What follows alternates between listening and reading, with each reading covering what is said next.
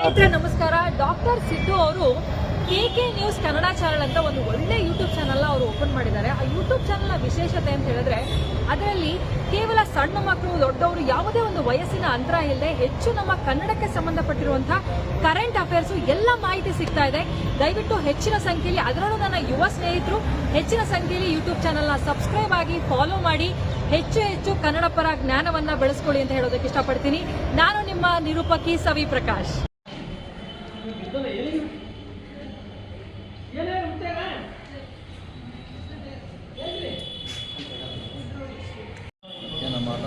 ನಮಸ್ಕಾರ. ನಮ್ಮ ಕರ್ನಾಟಕ ಸೇನೆ ದೇವರಿಪುರಿ ತಾಲೂಕು ಅಧ್ಯಕ್ಷ ನದಾಪ್ ಮಾತಾಡೋದು. ಸುಮಾರು 3 ತಿಂಗಳಿಂದ ಸರ್ಕಾರದಾಗ ಉದ್ಘಾಟನೆ ಆಯಿತು. ಕಾಟಾಚಾರಕ್ಕಾಗಿ ಉದ್ಘಾಟನೆ ಆಗಿದೆ. ಒಳಗೆ ಬೆಡ್ ಇಲ್ಲ, ಡಾಕ್ಟರ್ ಇಲ್ಲ, ಸಲಕರಣೆಗಳಿಲ್ಲ. ಆದಷ್ಟು ಬೇಗ ಏನದ ಉಪಕರಣ ಪೂರೈಸಬೇಕು ಮತ್ತು ನುರಿತ ವೈದ್ಯರ ನೇಮಕ ಮಾಡ್ಕೋಬೇಕು. ನಾವು ನಮ್ಮ ದಣಿಯನ್ನು ನಾವು ಅಂತ್ಯಗೊಳಿಸಿದ್ದೇವೆ. ಆದಷ್ಟು ಶೀಘ್ರ ಆಗದೆ ಹೋದಲ್ಲಿ ನಾವು ಮುಂದೆ ಮತ್ತೆ ದಣೆ ಮಾಡ್ತಂತೆ ಈ ಮೂಲಕ ಎಚ್ಚರಿಸ್ತಾ ಇದ್ದೀವಿ.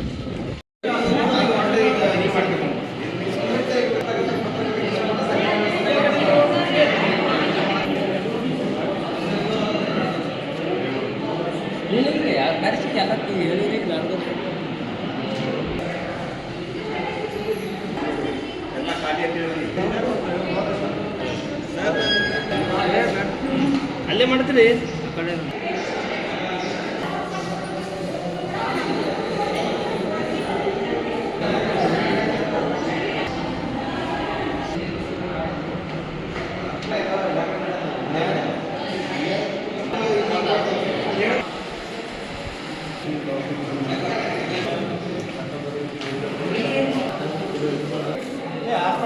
ಇಂಜೆಕ್ಷನ್ ಮಾಡ್ಕೊಂಡು ಬಂದಿವಿ.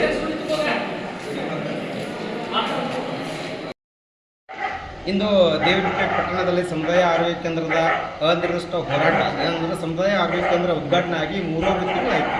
ಕಾಟಾಚಾರಕ್ಕೆ ಉದ್ಘಾಟನೆ ಮಾಡಿದ್ದಾರೆ ಮಾನ್ಯ ಉಸ್ತುವಾರಿ ಸಚಿವರು ಮತ್ತು ಶಾಸಕರು. ಏನಪ್ಪ ಅಂತಂದರೆ ಒಂದು ಬೆಡ್ ಇಲ್ಲ, ಒಂದು ಕಸ ಹೊಡೆದಿಲ್ಲ. ಒಳಗಡೆ ನೋಡಿರಿ ವಿಡಿಯೋ, ಒಂದು ಕಸ ಹೊಡೆದಿಲ್ಲ. ಯಾಕೆ ಈ ರೀತಿ ಸರ್ಕಾರದ ದುಡ್ಡನ್ನು ಪೋಲ್ ಮಾಡ್ತಾ ಇದ್ದಾರೆ? 8-10 ಕೋಟಿ ಖರ್ಚು ಮಾಡಿ ಕಟ್ಟಡ ಮಾಡ್ತಾ ಇದ್ದಾರೆ. ಪ್ರತಿಯೊಬ್ಬ ಜನರಿಗೆ ಇಲ್ಲಿ ಇರುವಂಥ ತಾಲೂಕಾ ಒಬ್ಬ ರೈತರಿಗೆ, ಕೂಲಿ ಕಾರ್ಮಿಕರಿಗೆ ಯಾರಿಗೂ ಅನುಕೂಲ ಆಗ್ತಾ ಇಲ್ಲ ಇದು ಹಾಸ್ಪಿಟಲ್. ಹಾಗಾಗಿ ತತ್ಕ್ಷಣವೇ ಸರ್ಕಾರ, ಮಾನ್ಯ ಮುಖ್ಯಮಂತ್ರಿಗಳಾಗಲಿ, ಮಾನ್ಯ ಉಸ್ತುವಾರಿ ಸಚಿವರಾಗಲಿ, ಸಂಬಂಧಪಟ್ಟ ಇಲಾಖೆಗಳು ತತ್ಕ್ಷಣವೇ ಈ ಆರೋಗ್ಯ ಕೇಂದ್ರಕ್ಕೆ ಬೇಕಾದಂಥ ಸಾಮಗ್ರಿಗಳಾಗಲಿ ಮತ್ತು ವೈದ್ಯಾಧಿಕಾರಿಗಳು ಅನ್ನು ಬೇಗನೆ ಶೀಘ್ರವಾಗಿ ಇದು ಮಾಡಬೇಕಾಗ್ತದೆ. ಏನಪ್ಪ ಅಂತಂದರೆ ಒಂದು ಈಗ ಯಾರೂ ಒಬ್ಬೊಬ್ಬರು ಡಾಕ್ಟರ್ ಇದ್ದಾರೆ, ಇನ್ನೇ ಒಂದು ಆಕ್ಸಿಡೆಂಟ್ ಪೇಷಂಟ್ ಬಂತು, ಅಲ್ಲಿ ಯಾರೂ ಸ್ಟಾಫ್ಸೇ ಇಲ್ಲ ಅಲ್ಲಿ ವರ್ಕ್ ಮಾಡೋಕ್ಕೆ. ಮನೆ ಏನಪ್ಪ ಅಂದ್ರೆ ಅಧಿಕಾರಿಗಳಾದಂಥ DH ಅವರು ಈ ದೇವರಿಪುರದಲ್ಲಿ ಆಗುವಂಥ ಸಮಸ್ಯೆಗಳ ಬಗ್ಗೆ ತುರ್ತಾಗಿ ತಾವು ವಿಸಿಟ್ ಕೊಡಬೇಕು ಇಲ್ಲಿ ಈ ಸಮುದಾಯ ಆರೋಗ್ಯ ಕೇಂದ್ರಕ್ಕೆ. ಇಲ್ಲಪ್ಪ ಅಂತಂದರೆ ಮುಂದಿನ ದಿನಮಾನ ದೊಡ್ಡ ಒಂದು ಹೋರಾಟವನ್ನು ಮಾಡಬೇಕಾಗ್ತದ. ಮತ್ತು ಇನ್ನೊಂದು ಏನಾಗಬೇಕಂದ್ರೆ ಮಾನ್ಯ DC ಮುಂದೆ ಹೋಗ್ಬೇಕಾಗ್ತದ.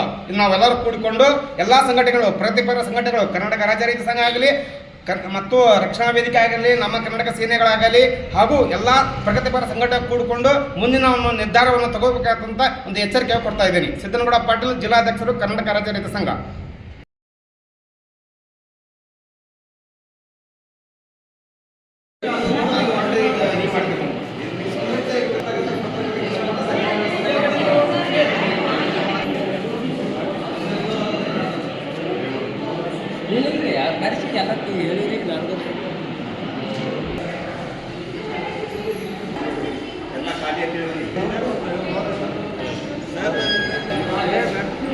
ಅಲ್ಲೇ ಮಾಡ್ತೀರಿ ಕಡೆ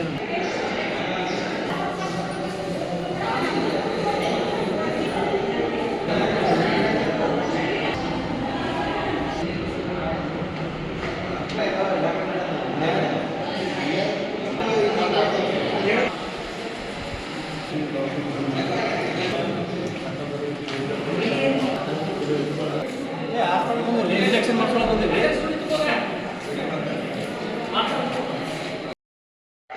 ಇಂದು ದೇವರಿಪುರ ಪಟ್ಟಣದಲ್ಲಿ ಸಮುದಾಯ ಆರೋಗ್ಯ ಕೇಂದ್ರದ ಅನಿರ್ದಿಷ್ಟ ಹೋರಾಟ ಏನಂದರೆ ಸಮುದಾಯ ಆರೋಗ್ಯ ಕೇಂದ್ರ ಉದ್ಘಾಟನೆ ಆಗಿ 3 ತಿಂಗಳಾಯಿತು.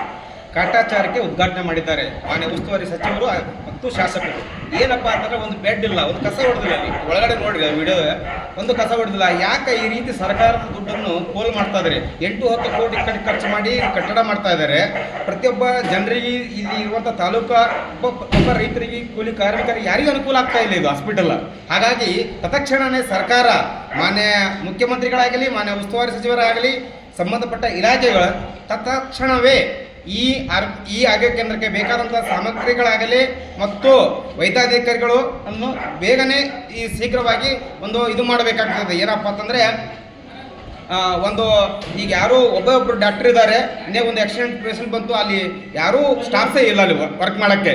ಮನೆ ಏನಪ್ಪ ಅಂದ್ರೆ ಅಧಿಕಾರಿಗಳಾದಂಥ DH ಅವರು ಈ ದೇವರಪೀಠದಲ್ಲಿ ಆಗುವಂಥ ಸಮಸ್ಯೆಗಳ ಬಗ್ಗೆ ತುರ್ತಾಗಿ ತಾವು ವಿಸಿಟ್ ಕೊಡಬೇಕು ಇಲ್ಲಿ ಈ ಸಮುದಾಯ ಆರೋಗ್ಯ ಕೇಂದ್ರಕ್ಕೆ. ಇಲ್ಲಪ್ಪ ಅಂತಂದರೆ ಮುಂದಿನ ದಿನಮಾನ ದೊಡ್ಡ ಒಂದು ಹೋರಾಟವನ್ನು ಮಾಡಬೇಕಾಗ್ತದ. ಮತ್ತು ಇನ್ನೊಂದು ಏನಾಗಬೇಕಂದ್ರೆ ಮಾನ್ಯ DC ಮುಂದೆ ಹೋಗ್ಬೇಕಾಗ್ತದ. ನಾವೆಲ್ಲರೂ ಕೂಡಿಕೊಂಡು ಎಲ್ಲ ಸಂಘಟನೆಗಳು, ಪ್ರಗತಿಪರ ಸಂಘಟನೆಗಳು, ಕರ್ನಾಟಕ ರಾಜ್ಯ ರೈತ ಸಂಘ ಆಗಲಿ ಮತ್ತು ರಕ್ಷಣಾ ವೇದಿಕೆ ಆಗಲಿ, ನಮ್ಮ ಕರ್ನಾಟಕ ಸೇನೆಗಳಾಗಲಿ ಹಾಗೂ ಎಲ್ಲ ಪ್ರಗತಿಪರ ಸಂಘಟನೆ ಕೂಡಿಕೊಂಡು ಮುಂದಿನ ಒಂದು ನಿರ್ಧಾರವನ್ನು ತಗೋಬೇಕಾದಂಥ ಒಂದು ಎಚ್ಚರಿಕೆ ಕೊಡ್ತಾ ಇದ್ದೀನಿ. ಸಿದ್ದನಗೌಡ ಪಾಟೀಲ್, ಜಿಲ್ಲಾಧ್ಯಕ್ಷರು, ಕರ್ನಾಟಕ ರಾಜ್ಯ ರೈತ ಸಂಘ. ನಮಸ್ಕಾರ. ನಮ್ಮ ಕರ್ನಾಟಕ ಸೇನೆ ದೇವರಿಪುರಿ ತಾಲೂಕು ಅಧ್ಯಕ್ಷ ನದಾಪ್ ಮಾತಾಡೋದು. ಸುಮಾರು 3 ತಿಂಗಳಿಂದ ಸರ್ಕಾರದಾಗ ಉದ್ಘಾಟನೆ ಆಯಿತು. ಕಾಟಾಚಾರಕಾಯಿ ಉದ್ಘಾಟನೆ ಆಗಿದೆ. ಒಳಗೆ ಬೆಡ್ ಇಲ್ಲ, ಡಾಕ್ಟರ್ ಇಲ್ಲ, ಸಲಕರಣೆಗಳಿಲ್ಲ.